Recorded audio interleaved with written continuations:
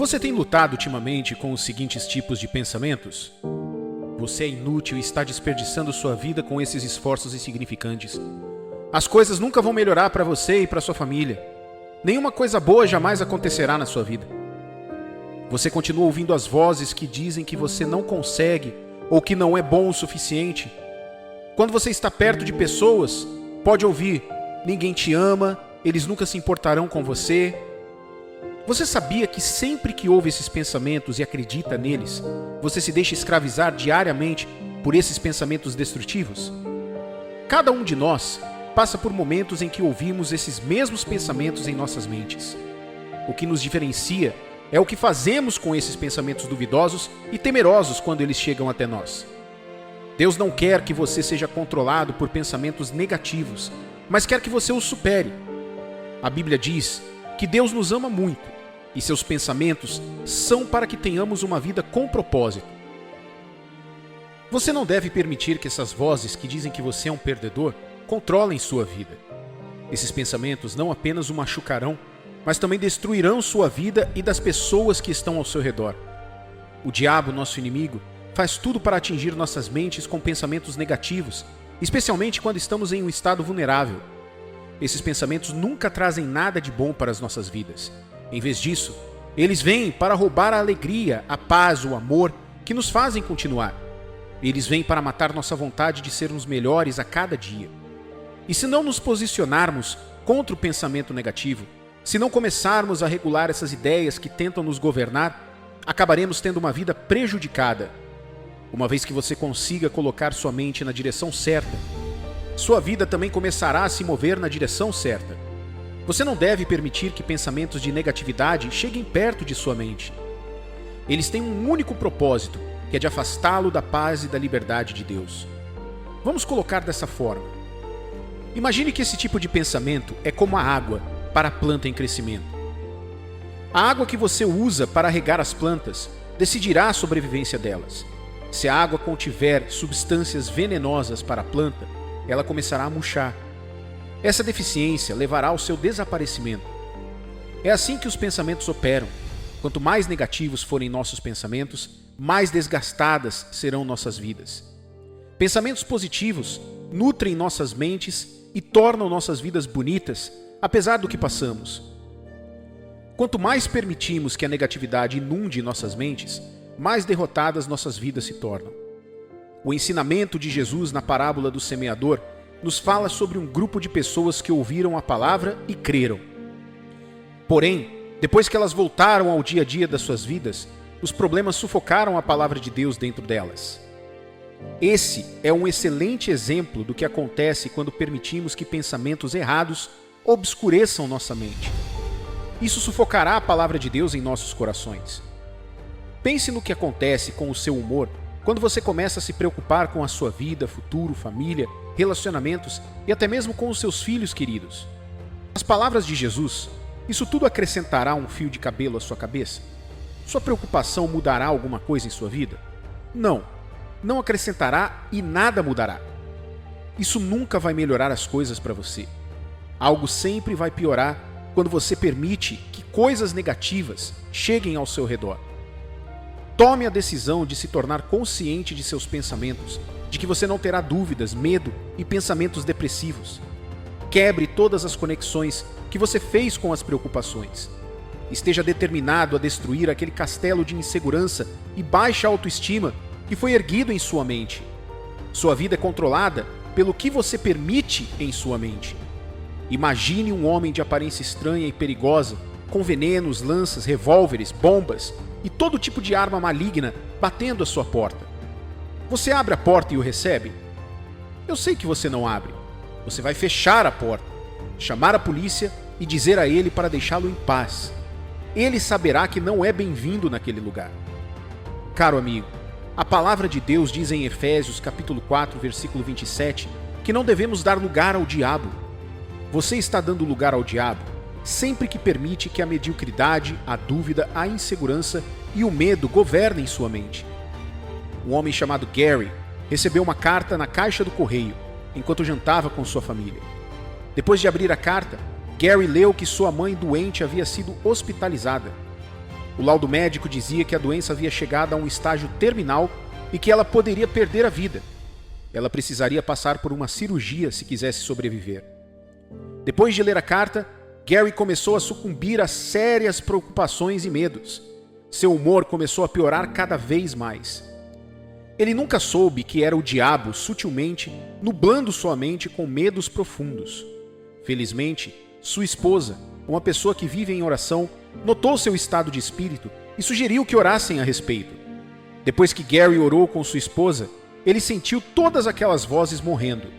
Ele começou a ter esperança e se concentrou em acreditar genuinamente que sua mãe sobreviveria à doença e que sua vida não seria perdida.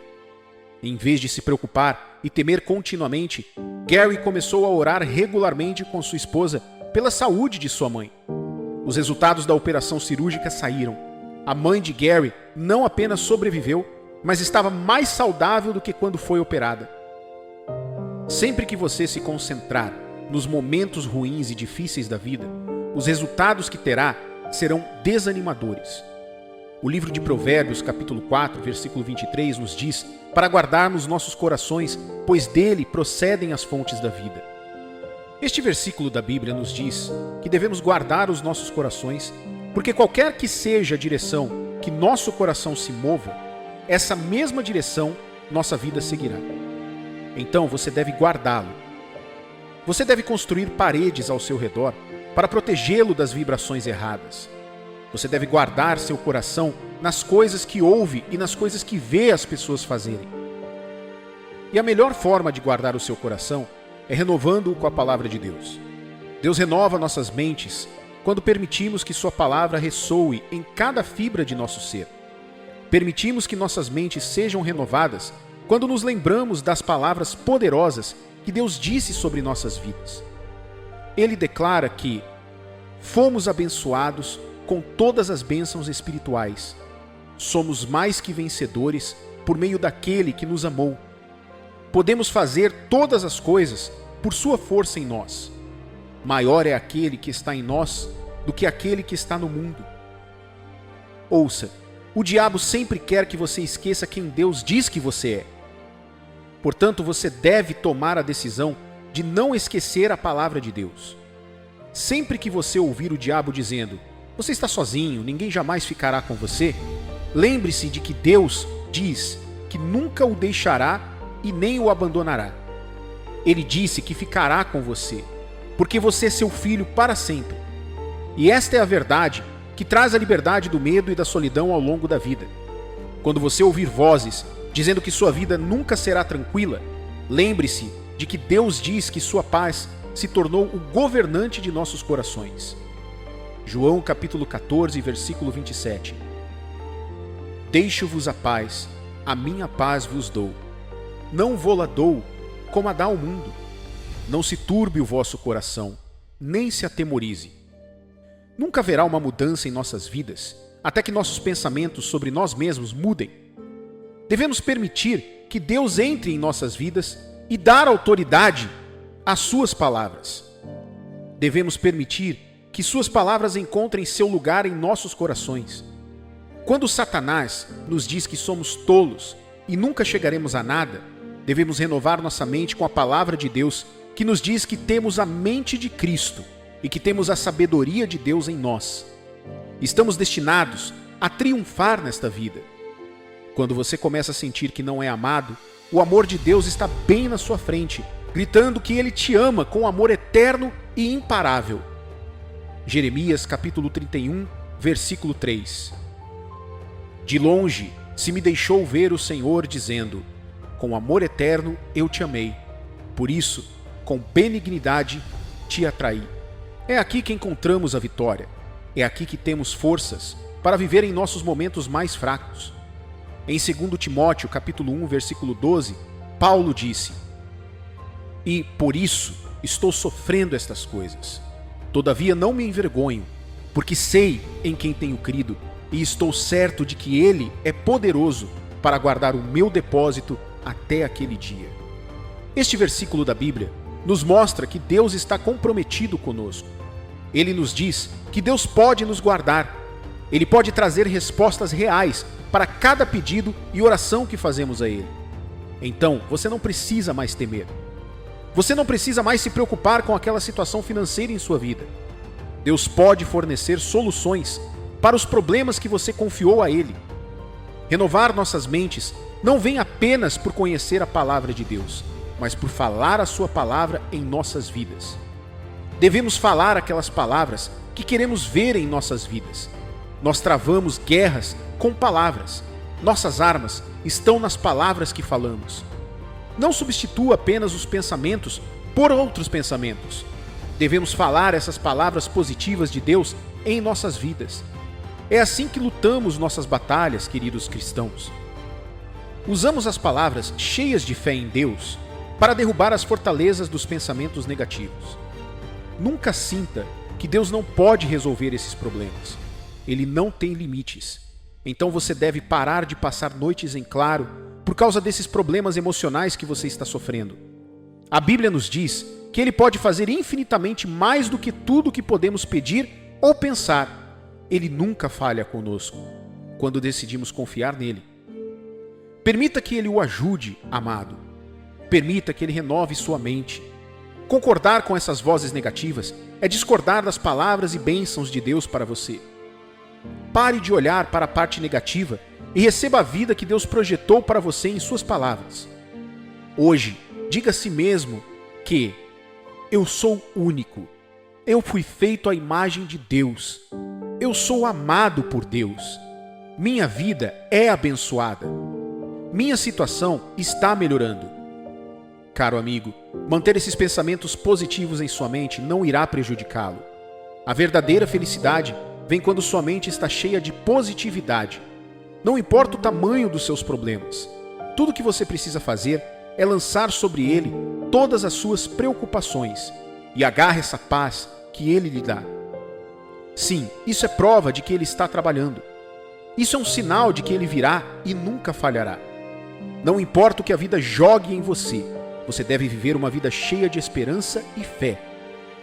Fé de que Deus está conosco, não importa o que passamos.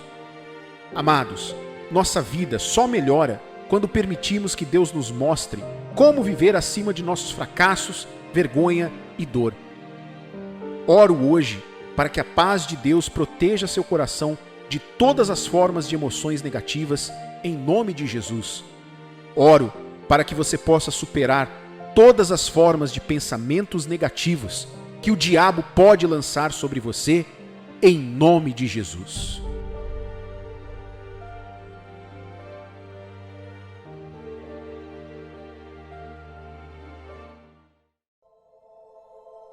Deus é muito objetivo em tudo o que faz. Tudo o que Ele faz é impulsionado por intenções definidas. O homem na terra, portanto, é o resultado do plano divino. No princípio, Deus deu uma ordem ao homem no livro de Gênesis, dizendo: E Deus os abençoou e lhes disse: Sede fecundos, multiplicai-vos, enchei a terra e sujeitai-a, dominai-a sobre os peixes do mar, sobre as aves dos céus e sobre todo animal que rasteja pela terra. Gênesis, capítulo 1, versículo 28. Porém, a queda do homem no Éden e sua expulsão distorceram o plano de Deus, e o livro de Romanos deixa isso bem claro. Portanto, assim como por um só homem entrou o pecado no mundo, e pelo pecado a morte, assim também a morte passou a todos os homens, porque todos pecaram. Romanos capítulo 5, versículo 12. Mas graças a Deus que, em sua misericórdia, Ele redimiu o homem por meio de Cristo Jesus.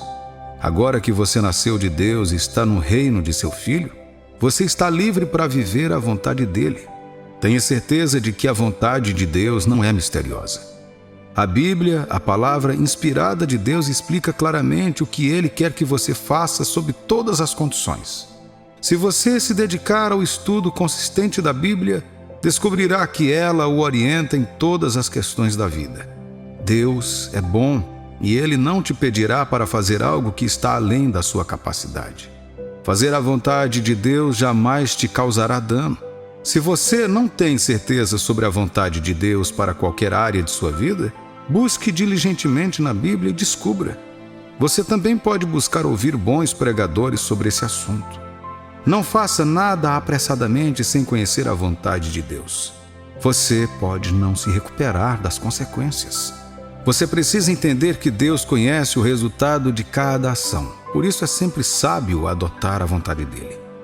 Não tem nada a ver com como você se sente ou com o que as pessoas ao seu redor pensam.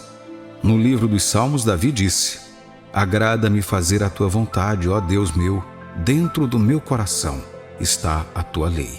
Salmos 40, versículo 8. Esta é a principal razão pela qual o rei Davi nunca perdeu uma batalha. Ele sempre consultava a Deus antes de enfrentar seus inimigos. Uma vida de sucesso com Deus é fundamentada na vontade dele, mas não se limita apenas a conhecer a Bíblia. A oração também é extremamente essencial. Há questões sobre as quais a Bíblia nunca nos mostra especificamente o que fazer. Um bom exemplo disso é que a palavra de Deus não diz com quem você deve se casar, mas sim que tipo de pessoa escolher. Assim, a oração é vital para compreender a vontade de Deus.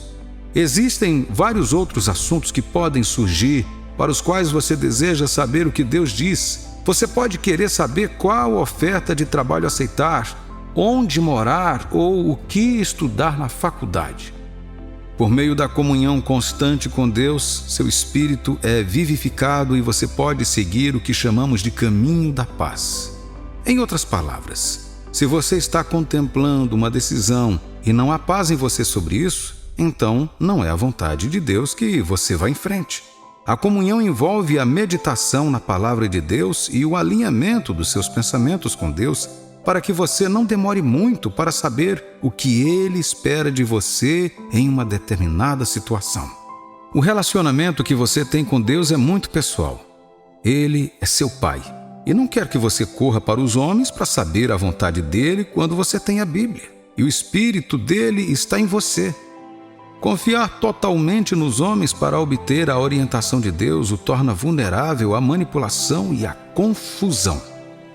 Conheça a Deus por si mesmo e construa um relacionamento íntimo com Ele, para que você possa entender a vontade dele para cada situação. Outra maneira pela qual você pode entender a vontade de Deus é através das paixões do seu coração.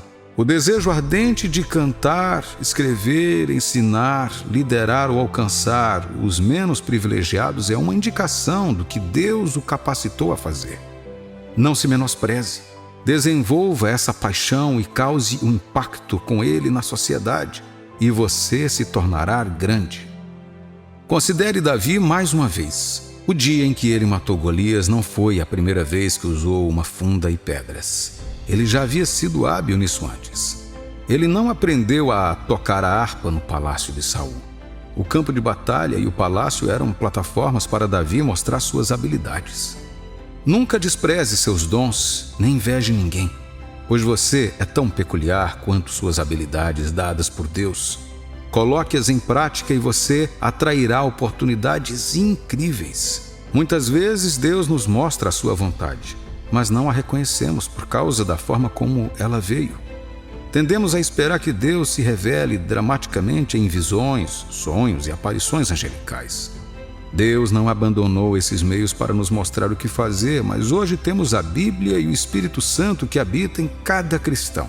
Não era assim no Antigo Testamento. A Bíblia contém a vontade escrita de Deus para todos os seus filhos.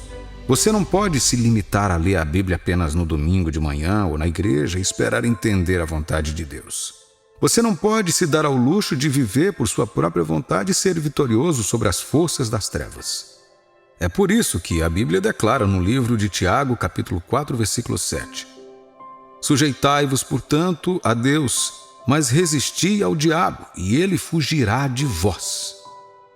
É importante que todos os aspectos de sua vida e do seu relacionamento com Deus Todo-Poderoso sejam governados por sua vontade, até mesmo a oração. Assim Deus deixa bem claro em 1 João, capítulo 5, versículo 14. E esta é a confiança que temos para com Ele, que se pedirmos alguma coisa segundo a sua vontade, Ele nos ouve. Se Deus não o ouve, você está condenado. E tudo o que você faz é na carne. Você não pode desfrutar da graça de Deus e ter uma vida cheia de lutas desnecessárias. Acredite no amor de Deus e confie em sua sabedoria. Os caminhos dele são mais elevados do que os dos homens. O rei Salomão foi contra a vontade de Deus quando obteve esposas de várias nações e sofreu as consequências por isso. Não ignore a vontade de Deus em nenhuma área de sua vida, seja qual for o motivo. Pode parecer tolo para você, mas ao segui-lo você evitará todos os problemas desnecessários. Ao ler o relato dos israelitas no livro de Juízes, você observará que cada vez que eles se afastaram de Deus, seus inimigos começaram a atormentá-los. Eles tiveram que clamar a Deus por misericórdia antes que ele enviasse um libertador.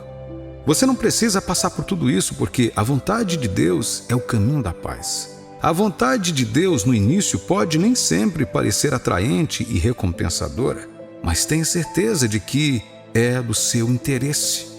Considere o velho sacerdote Zacarias e Isabel, sua esposa. Eles serviram a Deus fielmente desde a juventude, embora não tivessem filhos, e ele os atendeu na velhice.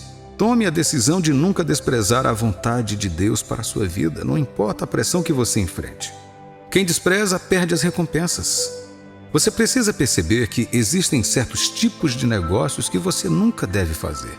Certos tipos de pessoas que você não deve considerar para se casar. Elas vão atrapalhar o seu testemunho.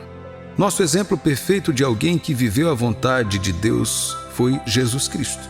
Um dia, em Nazaré, ele entrou na sinagoga e deram-lhe o livro de Isaías para ler.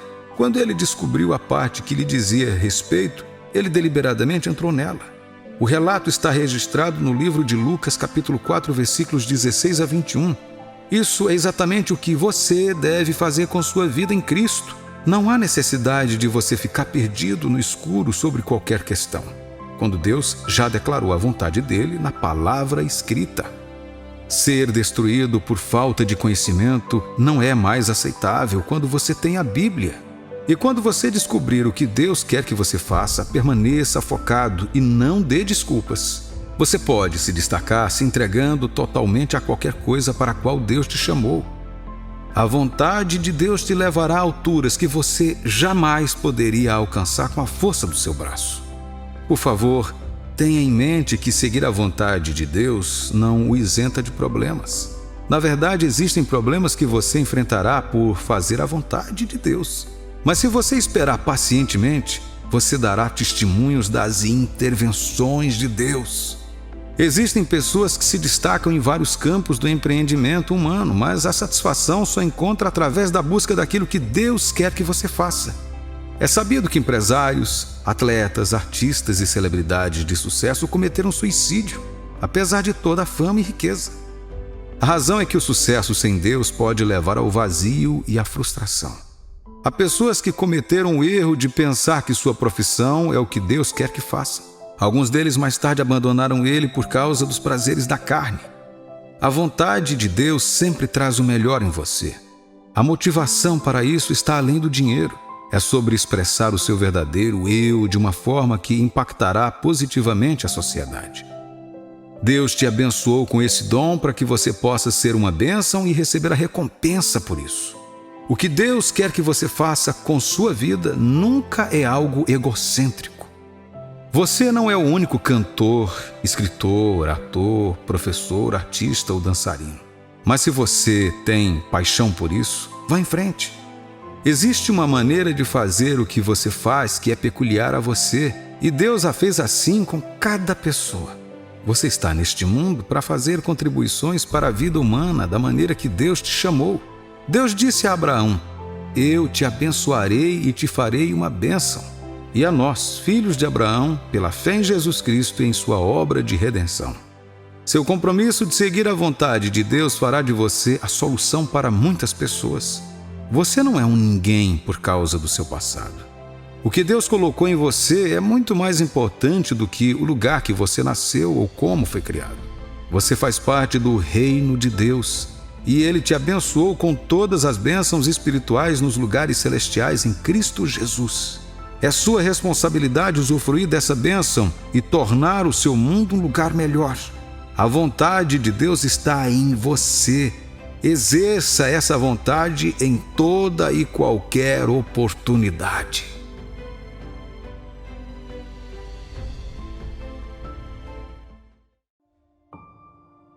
O que é fé? Eu acredito que você já ouviu essa palavra antes. Talvez tenha até usado em algum momento da sua vida. Mas você já se perguntou, o que a fé significa para mim? Veja, quando ouvimos ou usamos a palavra fé, cada um de nós tem uma imagem única que define como entendemos o que é fé. A fé pode significar muitas coisas diferentes para pessoas diferentes em diferentes épocas de suas vidas. Para um grupo, a fé pode significar ter confiança em Deus para uma necessidade específica que está diante de você. O centurião romano, em Mateus capítulo 8, versículos 8 ao 10, é um bom exemplo disso. Nessa parte da Escritura, a Bíblia diz: Mas o centurião respondeu: Senhor, não sou digno de que entres em minha casa, mas apenas manda com uma palavra, e o meu rapaz será curado. Pois também eu sou homem sujeito à autoridade, tenho soldados às minhas ordens, e digo a este, vai, e ele vai, e a outro, vem, e ele vem, e ao meu servo, faze isto, e ele o faz. Ouvindo isto, admirou-se Jesus e disse aos que o seguiam: Em verdade vos afirmo que nem mesmo em Israel achei fé como esta. Este é um bom exemplo de fé em uma dimensão e para algumas pessoas é tudo o que elas têm. Mas há também outros pontos de vista. Por exemplo, alguns de nós vemos a fé como a capacidade de obedecer à instrução de Deus para nós em uma determinada época de nossas vidas, mesmo quando não entendemos. Abraão, o pai da fé, também é um bom exemplo disso. Gênesis capítulo 12, versículos 1 ao 4 diz: Ora, disse o Senhor a Abrão: Sai da tua terra, da tua parentela e da casa de teu pai, e vai para a terra que te mostrarei.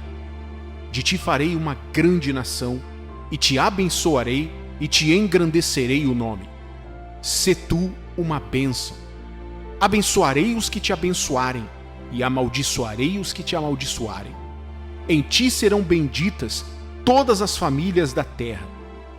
Partiu, pois, Abrão, como lhe ordenara o Senhor, e Ló foi com ele. Tinha Abrão 75 anos quando saiu de Harã. E também há outro entendimento da fé, que só é útil quando você se depara com um inimigo e precisa da força de Deus para derrubá-lo. Em outras palavras, a fé é muito útil apenas quando preciso enfrentar um desafio ou confronto em minha vida, como um chefe abusador, um juiz corrupto ou um oficial da lei, ou ao enfrentar um assalto e assim por diante. A história de Davi e Golias também é um bom exemplo. 1 Samuel capítulo 17, versículo 45. Davi, porém, disse ao filisteu: Tu vens contra mim com espada, e com lança e com escudo. Eu, porém, vou contra ti em nome do Senhor dos Exércitos, o Deus dos exércitos de Israel, a quem tens afrontado. Novamente eu pergunto, o que a fé significa para você? Em Hebreus capítulo 11, versículo 1, a Bíblia diz: Ora, a fé é a certeza de coisas que se esperam, a convicção de fatos que não se veem. A fé é viver de acordo com um forte nível de certeza de quem Deus é e o que Ele disse sobre você. Trata-se de viver na realidade do que você espera em Deus e agradecer a Deus por isso. Veja bem, é fácil acreditar em algo quando há uma esperança de que isso aconteça. É mais fácil antecipar algo que você pode ver. Portanto, a fé ajuda você a enxergar o que Deus disse. Não literalmente, mas à luz de quem Deus é e de sua capacidade de cumprir sua palavra sem falhar. Você já reparou na fé que uma criança tem em seus pais? Você pode ver a criança rindo no ar quando o pai a joga para cima. A criança está muito confiante de que o pai irá pegá-la antes que ela caia no chão. Por isso ela se vê como um super-homem voando no ar cada vez que o pai a joga para cima. Ela perde todos os medos do mundo enquanto estiver nos braços do pai. A fé é assim. Portanto, podemos dizer que a fé é uma combinação de todas as diferentes perspectivas que vimos anteriormente e muito mais. É tudo o que significa ser um filho de Deus. Em outras palavras, você não pode nem ser filho de Deus ou continuar sendo um se não tiver fé, abraçando sua plenitude em todas as situações. A Bíblia diz em Gálatas capítulo 3, versículo 11: E é evidente que pela lei ninguém é justificado diante de Deus, porque o justo viverá pela fé. Isso significa que a justiça morrerá fora da fé. Pode não ser literalmente, mas espiritualmente e em muitas outras áreas. Não há absolutamente nenhuma maneira de você viver com Deus e desfrutar do seu melhor sem fé. Caro cristão, a fé é o que te faz. O que isso significa? A singularidade do homem ou da mulher cristã não é porque eles têm uma lista de coisas estranhas que escolhem para se destacar. Também não é porque se cansaram do sistema e aderiram a um novo movimento.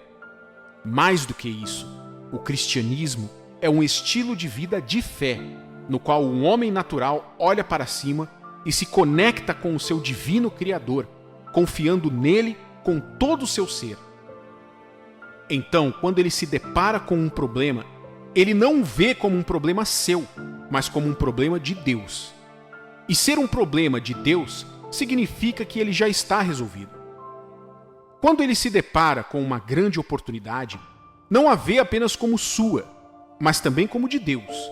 E sendo a oportunidade de Deus, ele não permite que a bênção o mude, mas o aproxime de seu Deus. Com isso você pode entender o porquê Abraão não teve medo de seguir o que Deus lhe disse, mesmo não sabendo para onde estava indo. Você entenderá porque Davi não teve medo de Golias e porque o centurião pediu a Jesus que falasse apenas uma palavra em vez de descer até a sua casa. É por isso que, em vez de entrar em pânico, uma pessoa pode olhar para uma situação difícil e agradecer a Deus.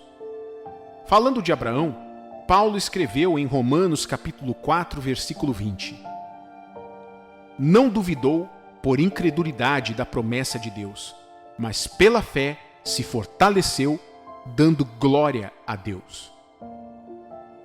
Você sabe que é muito mais fácil agradecer a Deus quando você acabou de ser abençoado com algo bom. É verdade que este é um certo nível de fé, porque acredita que a bênção veio de Deus e você reconhece a Deus por isso. Quando agradecemos a Deus pelo que recebemos, isso é gratidão.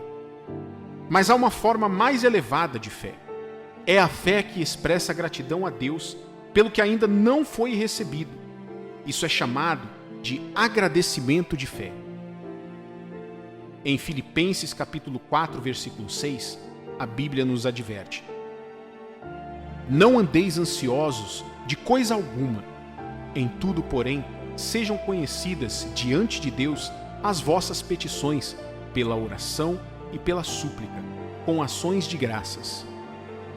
Em outras palavras, você não precisa se preocupar com nada. Sim, muito precisa ser feito em sua vida agora e você ainda espera uma mudança. Fé em Deus significa agradecer a Ele antecipadamente. Agradecer a Deus como se tivesse certeza de que Ele aparecerá para você. Você não precisa se preocupar de onde virá a sua próxima refeição ou se atingirá suas metas financeiras para o ano. Não se preocupe se conseguirá aquele emprego após a formatura ou se algum dia encontrará um cônjuge que o amaria de verdade. Você não pode executar o trabalho de Deus por ele. Sim, Deus quer que você acredite nele e espere nele enquanto ele traz o melhor para você. No entanto, o que você está fazendo enquanto espera? Você está lutando com frustrações e medos? Ou está louvando a Deus como Abraão e lembrando-se de que Deus fará o que prometeu? Nossa responsabilidade é contar tudo a Deus e, quando terminarmos, damos graças a Ele enquanto descansamos nele. O mundo dirá: ver para crer. Mas como cristão, você não precisa esperar até ver antes de dar graças a Deus. Devemos agradecer depois de termos falado com Deus sobre qualquer situação em que nos encontramos. Lembre-se, você não ora para Deus fazer nada, mas para ficar ao lado de Deus e trazer sua vontade para passar por cima de qualquer problema. Por exemplo, você não está orando para que Deus esteja disposto a curá-lo. Ele já te ama e tem prazer em curar seus filhos. Sua oração realmente quer dizer: Senhor, eu acredito em Ti e em seu plano para a minha vida. Eu recebo sua vontade sobre mim e sobre minha situação atual. Cura, favor, paz, e não importa o que aconteça, eu confio em Ti e sei que estou coberto. Esta é a atitude do cristão. Então você se deleita e se alegra, não apenas porque tudo está ótimo, mas porque Deus é grande e você é seu filho amado, a quem Ele nunca abandonará ou destruirá. Vamos aprender com o pai da fé, Pai Abraão. Ele não vacilou diante das promessas de Deus, mas foi forte na fé, louvando a Deus. Ele não esperou ter Isaque em seus braços para dar glória a Deus. Mesmo quando parecia que a promessa havia demorado, ele não cambaleou. Ele tinha os olhos naquele que havia prometido e não na promessa em si. Por isso deu glórias a Deus. Eu sei que você teve que passar por tanta dor, mesmo Deus prometendo paz. Faz anos desde que você pediu um filho. Faz anos desde que você orou por cura. Suas finanças estão desmoronando diante de você e, como Pedro, você clamou ao Mestre para salvá-lo. Você orou e reivindicou as promessas de Deus, mas a situação parece não mudar. Seus melhores anos não ficaram para trás, meu amigo. Eles estão à sua frente. Dê graças a Deus. Esta é uma obra de fé, e fé sem obras é morta. Você vai para aquela entrevista? Comece agradecendo a Deus antecipadamente por seu emprego. A luta não é sua, portanto não deve ser o seu medo. É de Deus e, portanto, você comemora porque sabe que Ele nunca perde. Que melhor maneira você poderia mostrar que acredita, se não agradecendo mesmo quando ainda não há manifestação física? 1 Tessalonicenses capítulo 5, versículo 24 diz: Fiel é o que vos chama, o qual também o fará. Que esta seja a sua confiança, filho de Deus. Deus ouviu suas orações e o melhor está por vir. Você entregou seus fardos aos pés dele. Portanto, considere-o carregado e ofereça um doce incenso de adoração ao seu santo nome. Com Deus ao seu lado, seu testemunho é garantido. Então, louve a Deus antecipadamente, meu amigo. Louve a Deus. Deixe a fragrância de sua adoração subir até o terceiro céu em reconhecimento de que o que você pediu agora é seu.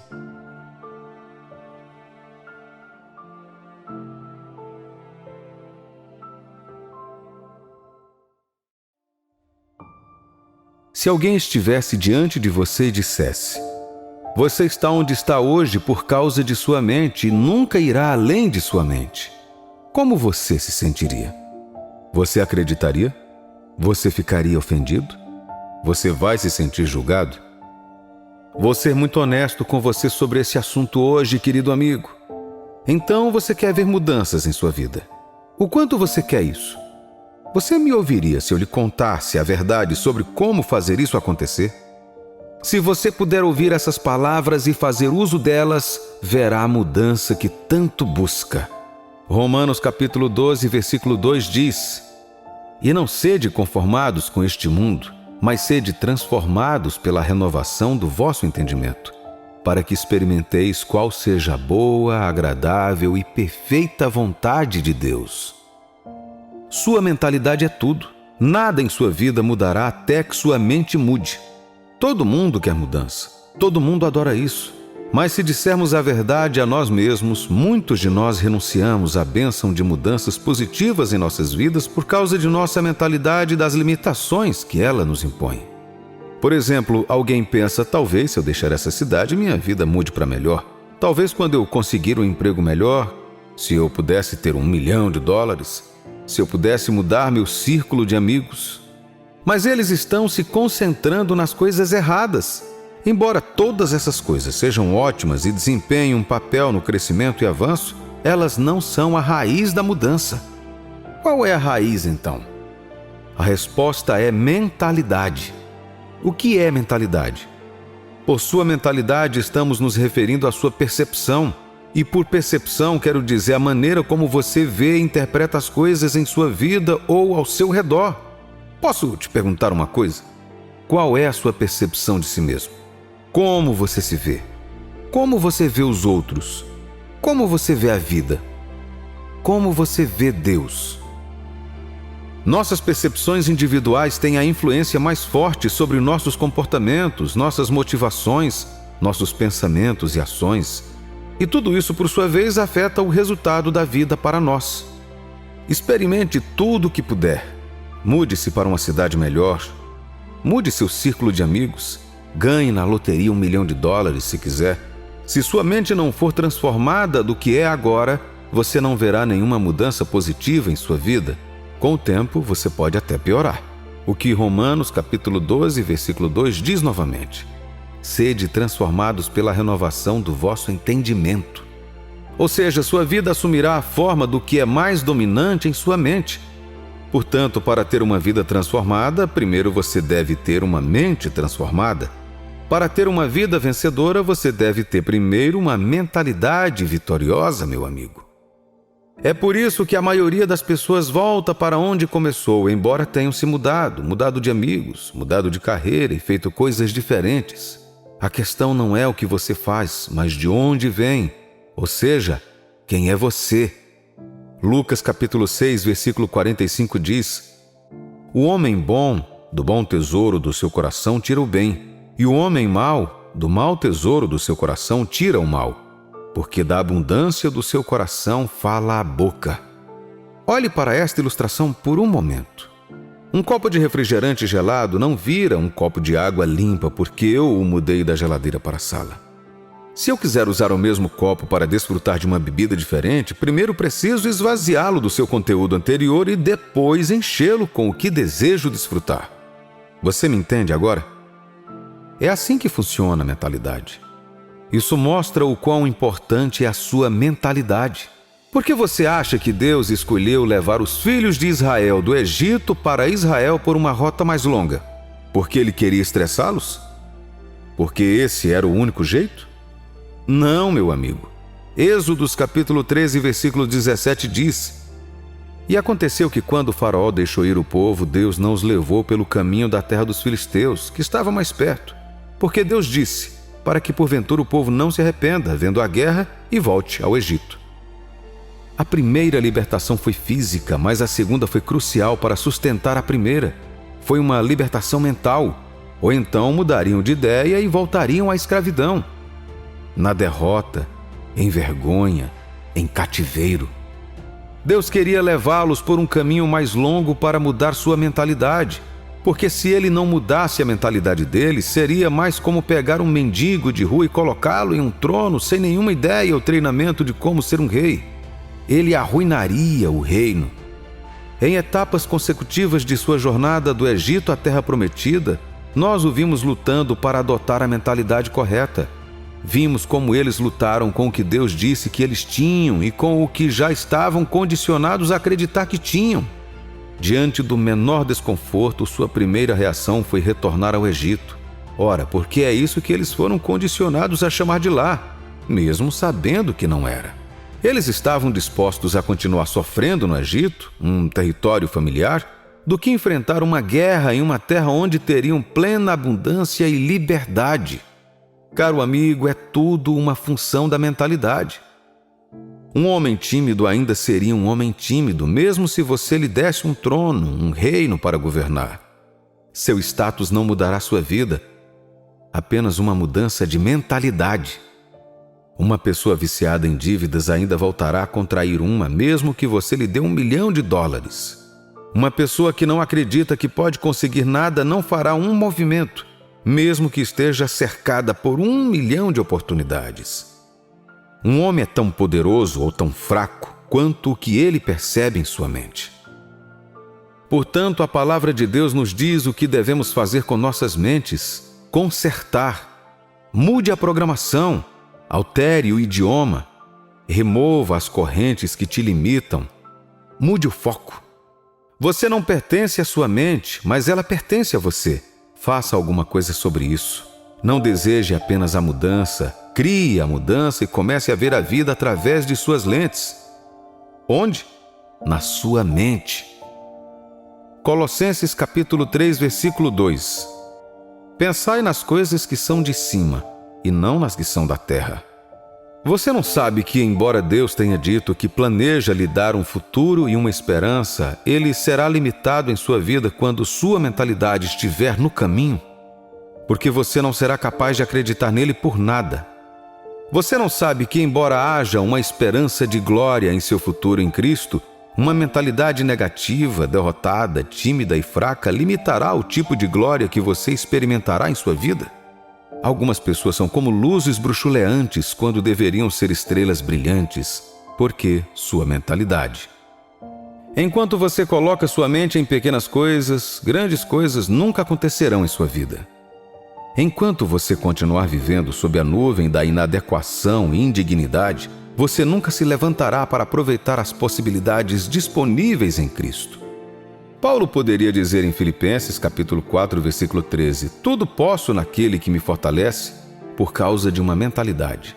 Não porque ele tivesse literalmente tudo o que queria em sua posse, mas porque ele tinha uma mentalidade vencedora e, portanto, uma atitude vencedora. Por exemplo, nos versículos anteriores ele disse, Filipenses capítulo 4, versículos 11 e 12: não digo isto por necessidade, porque já aprendi a contentar-me com o que tenho.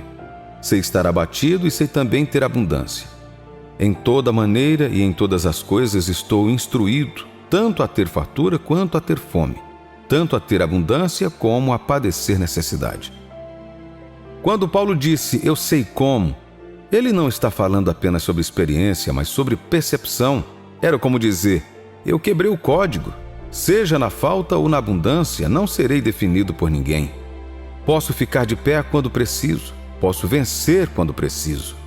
Quer eu tenha ou não, eu sei quem eu sou. Eu dominei isso e nunca mais vou definir como eu sou pelo que passei ou pelo que tenho ou não tenho. Isso, meu amigo, é a linguagem de uma grande mentalidade.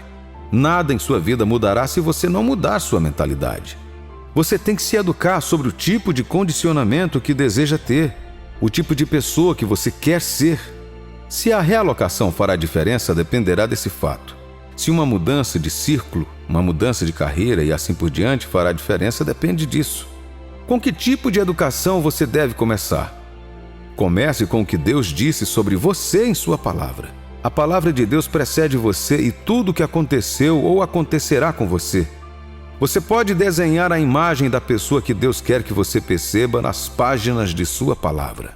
Nele você verá como Deus quer que você veja a vida e como Ele quer que você veja as outras pessoas.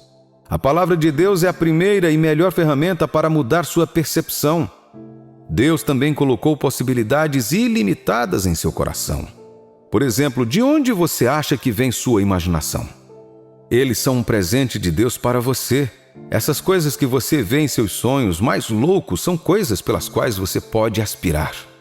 Sim, muitos deles são loucos e parecem possíveis, mas há um ditado que diz: aponte para a lua para que, se porventura errar, caia entre as estrelas. Quando você busca grandes resultados para si mesmo, você desbloqueia potenciais que nunca soube que existiam. Você se dá a chance de tentar e não há limite para o que você pode ser. Você pode ou não realizar plenamente esses sonhos, mas teria vivido uma vida plena sabendo que se permitia sonhar e perseguir seus sonhos. Uma mentalidade limitada é o que o impede de tentar novamente após seu último fracasso. Uma mentalidade negativa é o que diz que você não foi feito para coisas assim, mesmo que tenha o que é preciso para alcançá-lo. É uma mentalidade negativa que diz que você não pode ser nada, que você perdeu sua chance, que você já desperdiçou sua vida. Deus é um Deus que restaura. Deus é um Deus que dá uma segunda chance para aqueles que vêm a Ele. Deus é um Deus que fortalece os fracos. Ele é um Deus que dá vista aos cegos. Não há nada que você precise para alcançar seu potencial máximo que Ele não lhe dê. Então, levante a cabeça e diga ao diabo: Satanás, mudei de vida. Não vou mais viver uma vida derrotada e limitada. Cristo me redimiu e me assentou nos lugares celestiais pelos preços de seu precioso sangue. Não fui feito para este nível, mas para mais. Portanto, vou pensar mais, vou buscar mais, vou fazer mais. O maior vive em mim, portanto, sou mais que um vencedor. Se eu cair, vou me levantar novamente. Se eu falhar, levantarei novamente. Eu não vou desistir. Não vou desistir. Não vou desistir. Minha vida não será mais definida pelo que tenho ou não tenho no momento, mas por quem Deus diz que eu sou. Vou perceber a vida como a realeza, uma luz brilhante, mostrando a bondade de Deus onde quer que eu vá, em nome de Jesus e pela graça de Deus. Eu saio da derrota por frouxidão e autopiedade, por culpa e por vergonha. Deus me pegou e a partir de hoje vou cada vez mais alto. Minha vida está mudando para melhor porque começo a mirar mais alto. Todas as coisas são possíveis para mim.